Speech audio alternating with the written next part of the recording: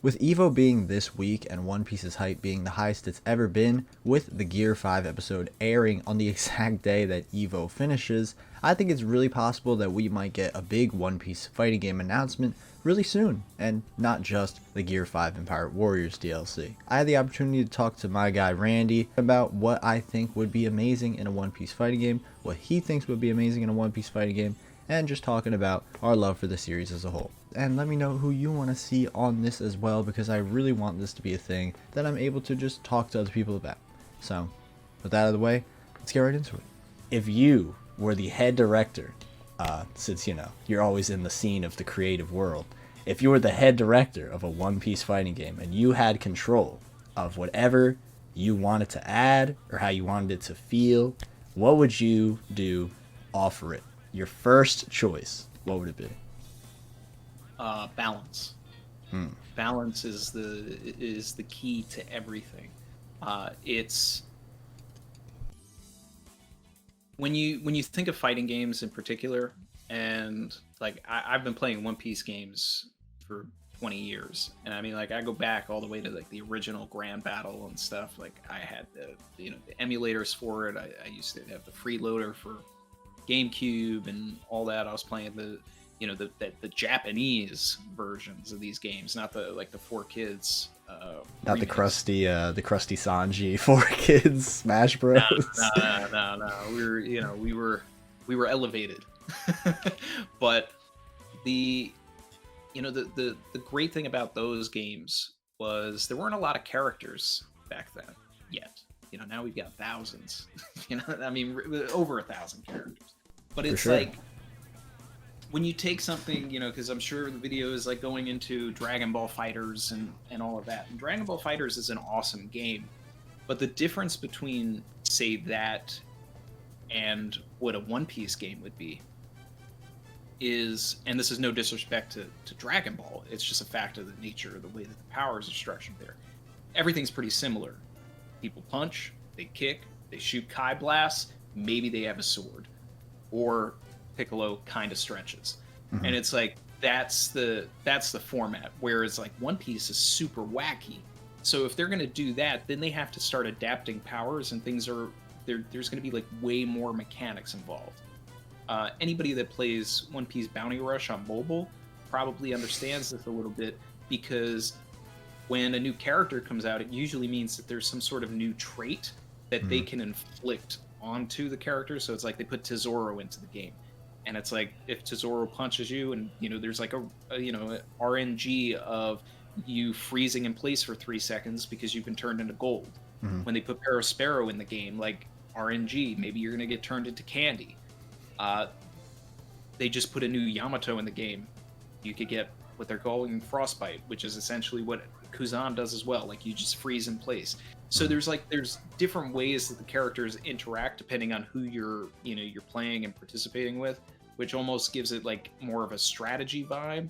Like as if you're playing Rainbow Six Siege or something, you need to understand the characters to know how you're going to bounce around and do all of this.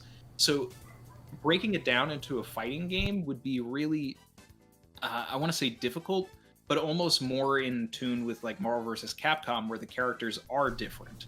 So, you've got, Cyclops shooting eye blasts in Marvel vs. Capcom 2, and then, you've got, robots and Spider-Man, and you get different sort of blasts and cards, and everybody's doing different things. And that's what One Piece is. But the thing that Marvel vs. Capcom got right was balance, which goes back to my point. Because if someone is playing, this fighting game, and more than likely, if they were to do a game like this, they're going to set it up just like Fighters. They're going to set it up like Marvel vs. Capcom. You're going to have 2 or 3 characters that you can switch in between. But either way, if someone decides like, hey, like, my favorite character is Usopp, but they go into a lobby and, they've got the weakling trio because they just love the weakling trio. So it's just Usopp, Nami, and Chopper, and they're up against Kaido, Big Mom, and Shanks.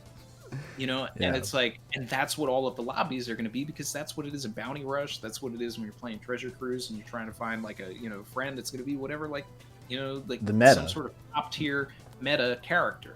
It's like the EX Akainu meta that ruined the game for like months. exactly, man. So it's like I don't want a meta situation. Like if hypothetically, like first of all, a lot of my characters are really like either obscure or side characters or characters that don't really get like a lot of love.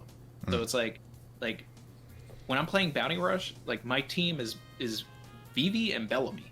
Like those are Mm. my mains. Like I'm running the Vivi and Karu, and I'm running the time skip Bellamy that they put out a couple months ago. Wow. And like I've got these characters maxed out, and it's like if I had a fighting game, like those are the types of characters that I want to play as. And I don't want to get demolished by a Kaido. I want to feel satisfied when I demolish a Kaido. And Yeah. that's what was fun about fighters, because also going back to that, like my favorite character in Dragon Ball Z is Yamcha. Yamcha Mm. was nice in the game. The Wolfang So Fist. exactly. So I was definitely going, to town with the Wolfang Fist. It was Yamcha, Tien, and then like my third, I would switch it out. But I always had Yamcha and Tien on the Tien was team. very fun that game. He was very fun. Yeah. Oh yeah, and it was like, and I basically had a rule that unless sometimes Trunks, but no Saiyans. I never played as Saiyans because that's not my vibe. So it's like if I'm playing a fighter game, I'm probably not going to play as Luffy. And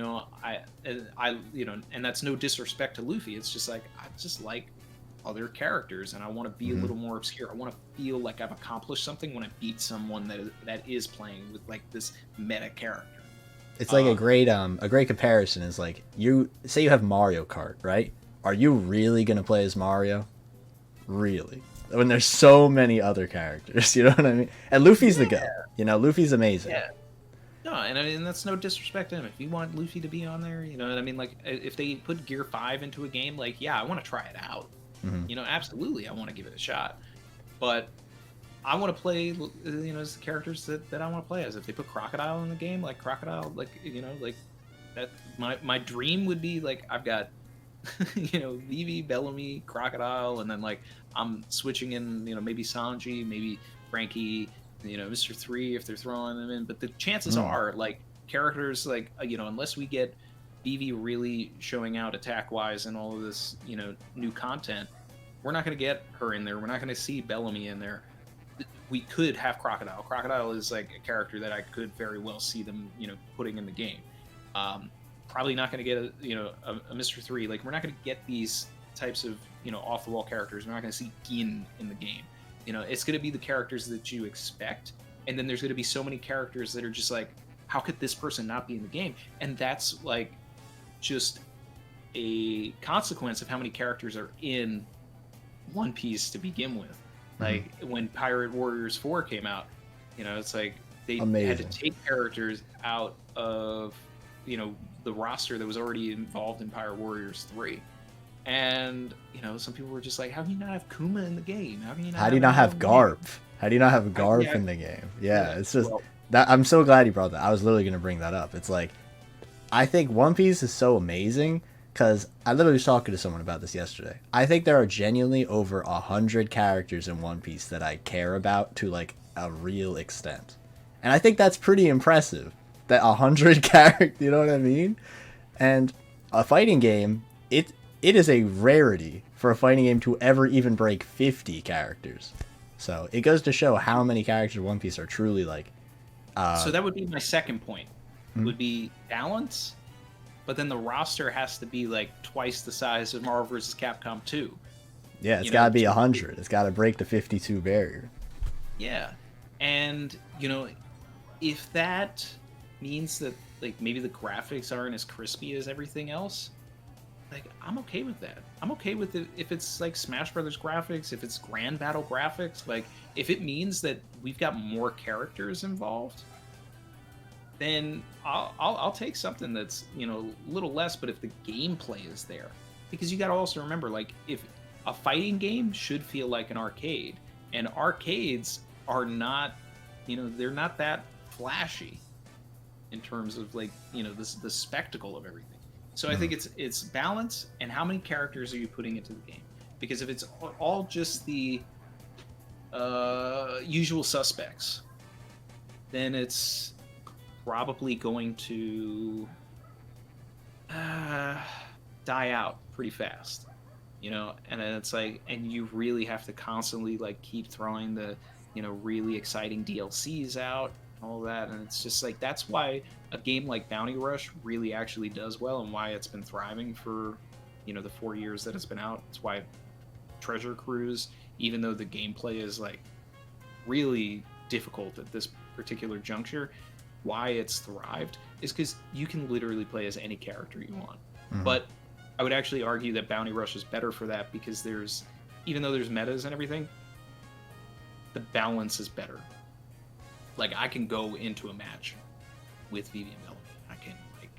I can take down a Kaido and do all that.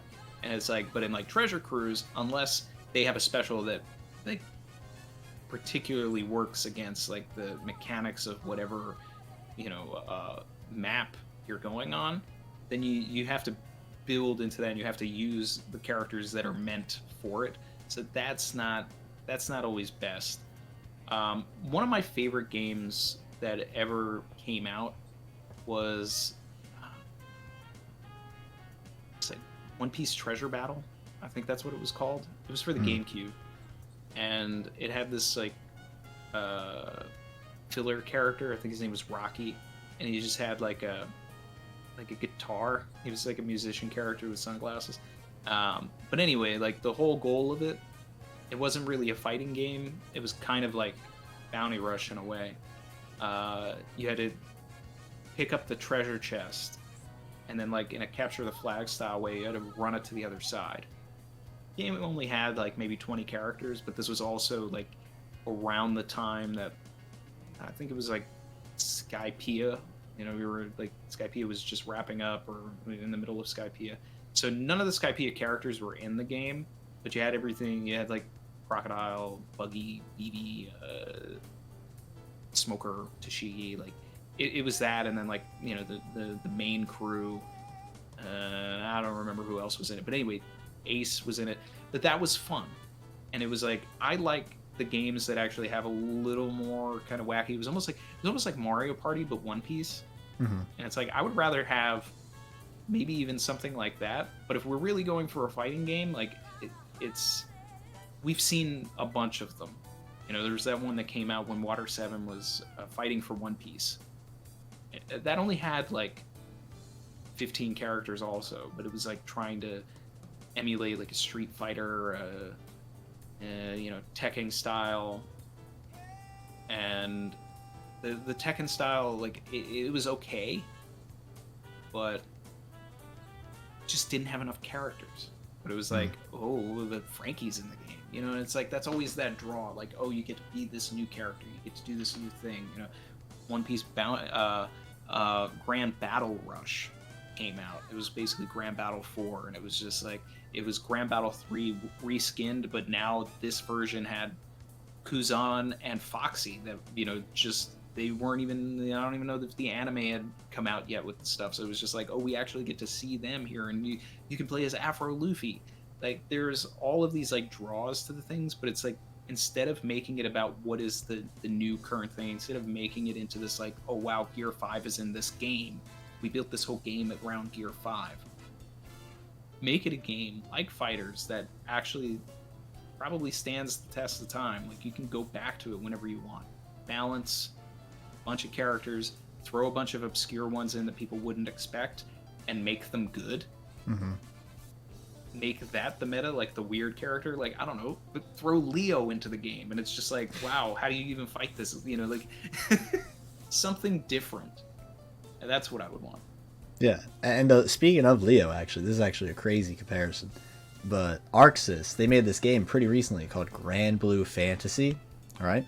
And there's a character, I do not know the character's name, but she is super small, and that's her whole gimmick. So that could easily be a way to put Leo into the game. So that's actually pretty crazy.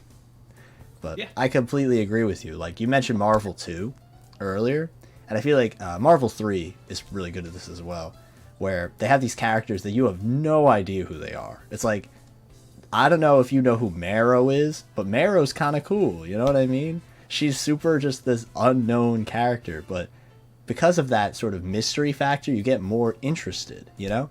And even another Marvel 2 example, like, did anyone expect, like, the cactus with the sombrero did anyone expect that? They just put in an OC and they were like, hey, he's That's kind what of I'm cool saying. though. He's That's what kind I'm of cool saying. though. Yeah. No, no, that was Marvel 2, Yeah. 3.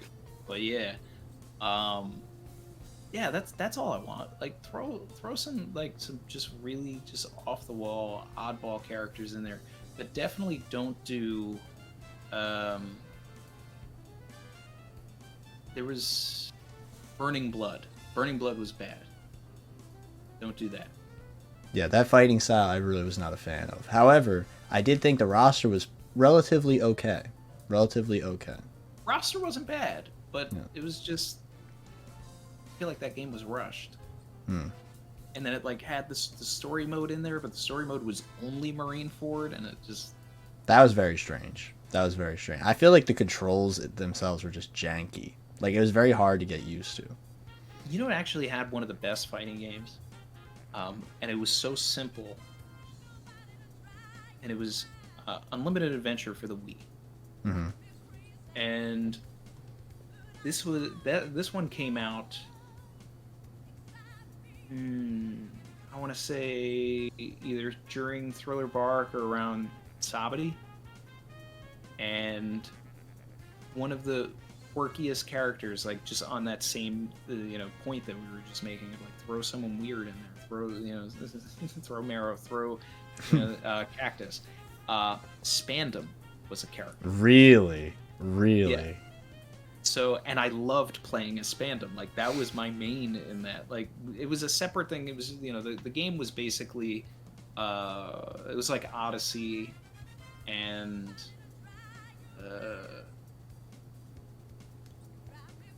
what was the other open world game that just World Seeker. So it was like kind of like that, but you could play as the other characters. And I think it came out in 2008, and it's like the first game that had Lucci and Kaku and then like just Spandam, and it's like you could just like he had his sword, and then it would like turn into Funkreed when you would slice. Oh, it. that is kind of awesome. That is actually Yeah, kind of awesome. and like there was like legitimately like some really cool elements to that, and that roster was nice, and it was all just like a circular battlefield, almost like the way Grand Battle used to be, and it was just. I want to replay that now. Yeah, you gotta hop on stream and be like, all right, guys, today we're emulating what was it, unlimited something? Yeah, Unlimited Adventure, I think. Unlimited event. Hey, today, guys, we're playing Unlimited Adventure. Gonna see the most cracked Spandam on the West. No one's gonna expect it. You are you taking me down memory lane with this one, bro. Yeah, and that's kind of like something I was hoping, because back to the Dragon Ball FighterZ point, I think that game shines because of its love for the series and the legacy. So when you brought up characters like Bellamy, Vivi, Crocodile, clearly these characters are like from the early days of the series, but they're still super relevant. Especially characters like Vivi and Crocodile, obviously, because of what's happening in the current story, which is just amazing that Oda's able to have these characters so rich. Grand Battle 2. Mm-hmm. Grand Battle 2 was one of my favorites also. It had... You could play as Wappa. Ooh. So you just walk around like, just Kirbying people. And the Grand Battle 1 and Grand Battle 2 were very like old style Smash Brothers.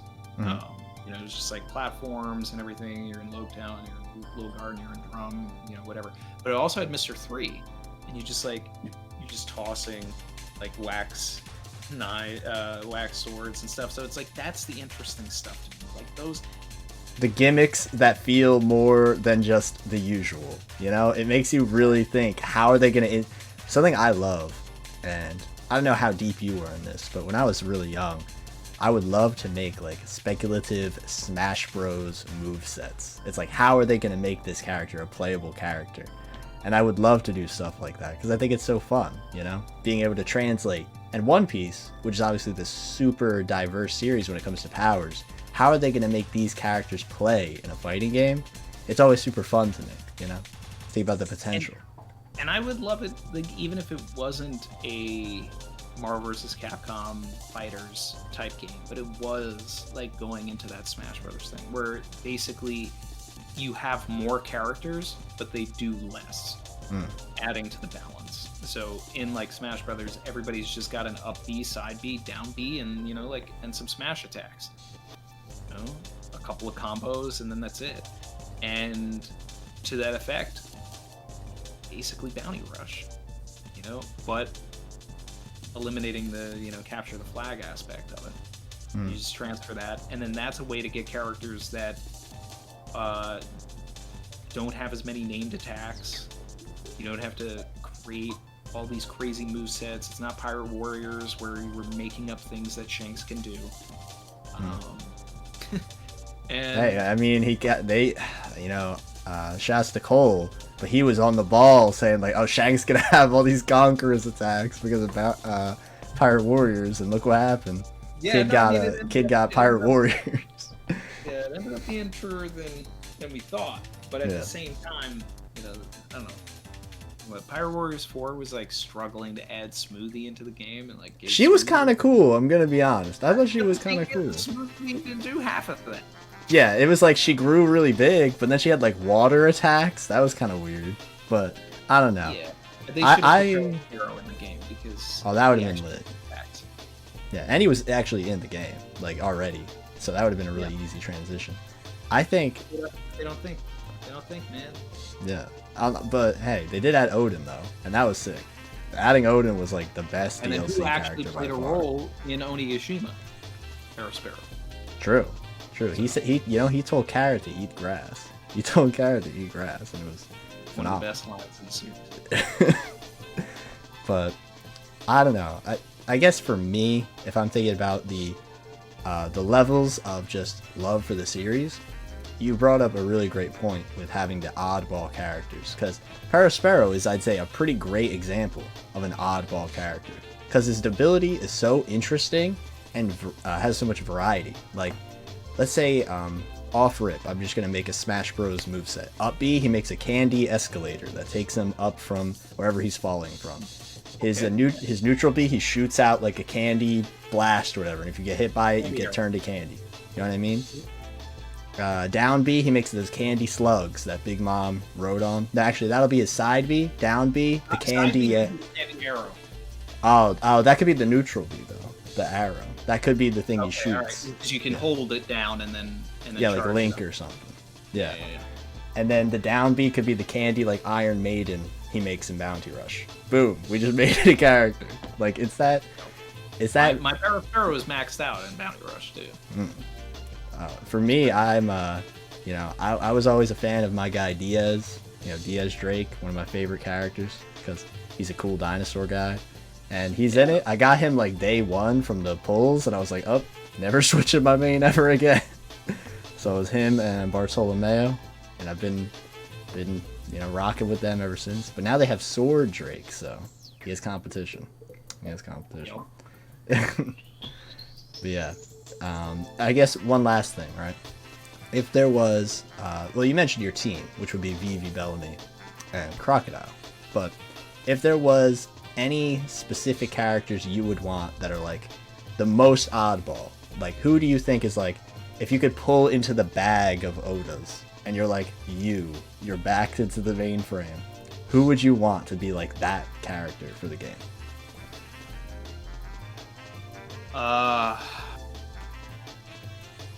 Like what character would I want in the game that would basically have people saying, why is this character in the game? It could be like the Piranha Plant in Smash Bros, but it could also be like, hey, you didn't expect them, but they're also really cool. It could be whatever you think. I mean, Leo's a pretty great example of that. And they haven't even put Leo in Bounty Rush, but they data mined and he's been in the game for a while. I think they just can't figure out how to do it.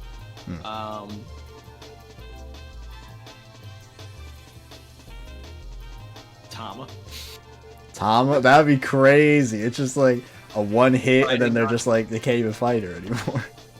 Riding on speed, and then like just sending out different gifters. So it'd be like Pokemon Trainer. Ooh, it could be like Dragon Ball has Ginyu, Captain Ginyu, and he sends out the Ginyu Force. That'll be Tama. And they're Yeah. both purple. So there you go. They both got the purple color scheme. It's like when you say things like, when you try to get all wacky like that and think about stuff, it kind of makes things a little more difficult because it makes you want to think about characters that don't fight, like throw Papagoo in the game or something. Ooh. His down B is like he starts looking around and out of nowhere a massive pillar. Oh wait, that's Canis' dad. I was thinking Papaya or Pagaya. My apologies. Oh yeah, no, Papagoo, man. Like, Papagoo. He needs to. He needs to throw some drip. He throws some drip exactly. at the opponents. Pop it appeared. That'd be crazy. Let's see.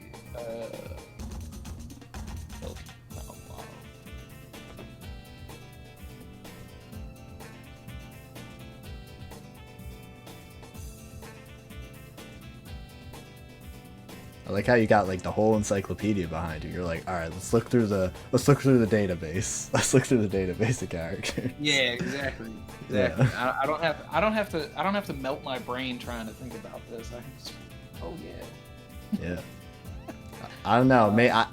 Let's put in the hypothetical, right? Yeah. If not all characters are fully playable, would you want it to have where you can pick assist characters? Burning Blood did this, and I thought that was a very interesting idea. But what do you think about that idea? I mean, you definitely need assist characters, and like even Marvel vs. Capcom 1, had them. And some of that like kind of like, if you got that Colossus. Oh my god! Yes, yeah. Like, Change the game. We're good. It's like you could get some unknown soldier, or you could get Colossus. There's levels to this game. I mean, the return of Spandam would be cool, like the same way as in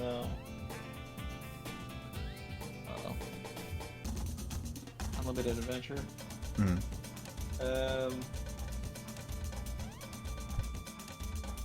Heroes, but in his toy soldier form.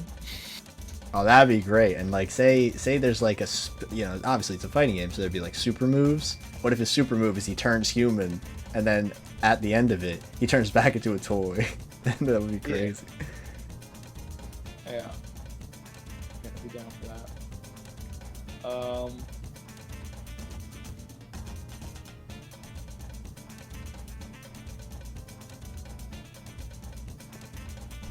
Character like Baby 5 would be fun. I'd love to just see a lot of Baroque Works members. Miss Golden Week would, be interesting. I think that would be amazing for a character because there's so much variety you could do there. However, I'm not entirely sure if they would do her though, when they could use that same sort of element for a character like Conjuro, who could not only make things with the paintbrush, but also just, I don't know. They both have a lot of variety, obviously. Golden Week, I mean, if we're going to do an assist system, Golden Week would probably be a better assist character that just kind of like stuns and like affects the opponent for a couple of seconds. But that would like be a paint trap or something like that. Yeah, like a colors trap comes out, but I mean that would be like super broken and could upset the balance there. So it's tough. I mean, that would have to be one of those things where you turn on or off assists. A guy Dripper Scarfino. Oh yeah, his assist is he blocks an attack for you, and then he somehow stays alive. He just goes like this, tips his hat. He tips the hat. It's like a counter. Oh, that'd be crazy. A lot of wacky characters to put in a game like that, but I just remember that some of the more unique characters in some of the other fighting games that were a lot of fun were characters. Those are the characters I remember. Like, I don't remember the thousands of Luffys that were in every game, but I do remember, hey, that one game had Spandam. That one game had Mr. 3 and Wapple. This game had that character, and that's what made it interesting and fun. Because it changes the dynamic. Yeah. But I think a great comparison. We were talking about the Pirate Warriors games earlier. Like, did I ever think I would miss Gecko Moria? No. but I did. I did miss Gecko Warrior. It's like, it makes a big roster, as hard as it is to balance, it makes the game feel very full of like possibility, potential, and seeing all these characters that are truly important to the series, whether they're like Monkey D. Luffy level or Perona level.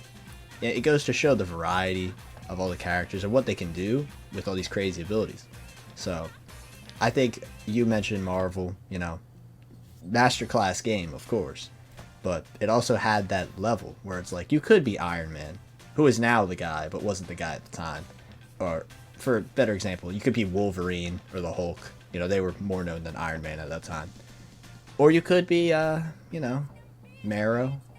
You could you could be just some super unknown character. And say you do beat, like, the classic team was always Cyclops, Sentinel, Magneto, like these crazy characters, Storm.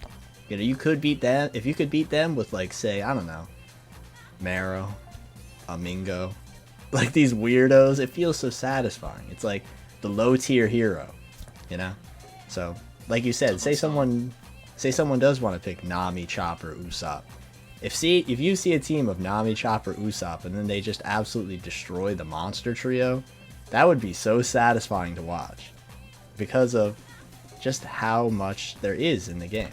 One Piece of fighting games, like it's like the what could have been, but it's not the what could have been, it's the what will be, because there's eventually gonna be one that's fire. Eventually, it's all about the optimism and waiting for the moment where the series gets that full moment. You just need a lot of characters, because it's like I look at fighters and I look at that roster and I'm like, there's not a character that I would add here. It's like I think back into the Rolodex of everything that's Dragon Ball. I'm like, they hit everybody that we could possibly put in this game that would be interesting. Whereas like One Piece, that you had the same amount of characters, there'd be so many people. Yeah.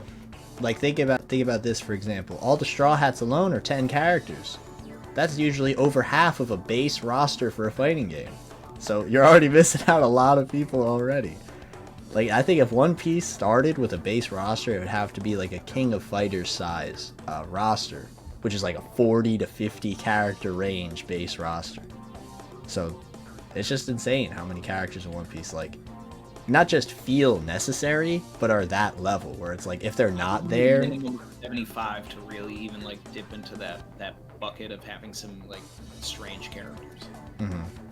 Like for the DLC, like the season pass out of nowhere, you just get, you get like a Odin, who would be super hyped to play as, obviously.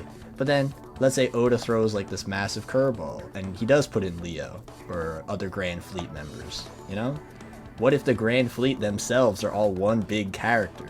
How crazy would that be? You see like Ideo pull up with like a stretchy punch move? Yeah, it's fun because it's just you don't expect it. Stuff like that is like, fighting games have so much potential for variety. They just need to take the dive, and we'll get there eventually. Yep. Yeah. Yeah, no, man, this was fun, brother. Yeah, I'm very glad you were able to like come on, and like I said, I'm gonna cut this part of the recording, but like I said, like this is gonna be like probably 2 months from now, but that's just how it is, man. One Piece is so good that there's literally over 1,000 characters, and it's just like, bro, like I said, man, like there's already over 100 characters I know I genuinely care about, and that's crazy. That's like really crazy for a series to have that. Like in Dragon Ball, I don't even think there's 100 characters I could name. In Dragon Ball, like, I mean, that's another thing is Foxy. Foxy would be a fun character to see. For sure, and he would be a fun joke character too. But people remember him, so he would be cool, And you would probably see a lot of play because like he might be like meta breaking because he slows everybody down. Yeah. And you just kind of switch him out real quick, use a special, slow someone down, switch back out. Switch back. It's like a combo starter. It's like a combo move. Yeah. Like, oh no, this guy's got Foxy. Oh no. And it would make you hate Foxy like Oda wanted us to hate Foxy. It would be perfect. Yeah. Let's go crazy. Exactly. When you brought up the Marvel assist thing, I was like, yes. Yes. This is so true. Like, when you said Colossus, I was like, I got such a stupid smile on my face. I was like, yep. Yep.